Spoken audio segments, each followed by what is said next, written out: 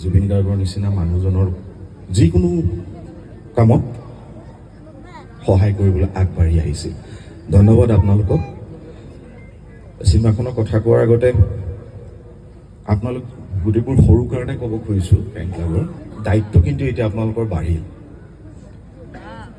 এতিয়া আপোনালোকৰ অভিভাৱক নাই, গতিকে আপোনালোকৰ প্ৰত্যেকটো খোজ সকলোৱে লক্ষ্য ৰাখিব আৰু আপোনালোকে খুব চিন্তা চৰ্চা কৰি আগবাঢ়িব।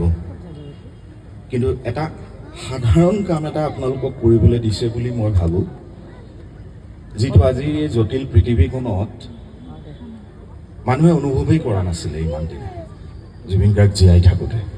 সেইটোৱে হ'ল মানুহে মানুহক ভাল পাব লাগে। জুবিন গাৰ্গে সকলোকে ভাল পাইছিলে।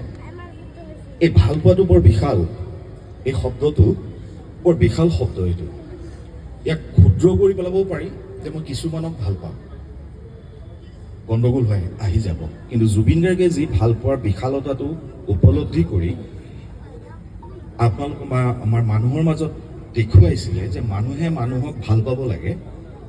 সেইকাৰণে জুবিন গাৰ্গক ইমানেই ভাল পাইছিলে, কল্পনাৰ অগোচৰ লাখ লাখ মানুহ। আজিও আমাৰ ঘৰবিলাকত মোৰ মা আজি 80 বছৰ হ'ব হ'ল, মোৰ মায়েও কথা কৈ আছে এই জুবিন গাৰ্গৰে কথা।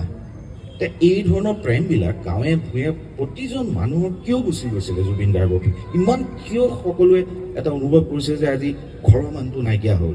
গানখিনি সেইটো হয়, কিন্তু আচলতে জুবিন গাৰ্গৰ এই ভাল পোৱা, যে মানুহ ভাল পোৱা, সেই চৰিত্ৰটো, সেই সত্তাটো মানুহে বুজি পাই গৈছিল।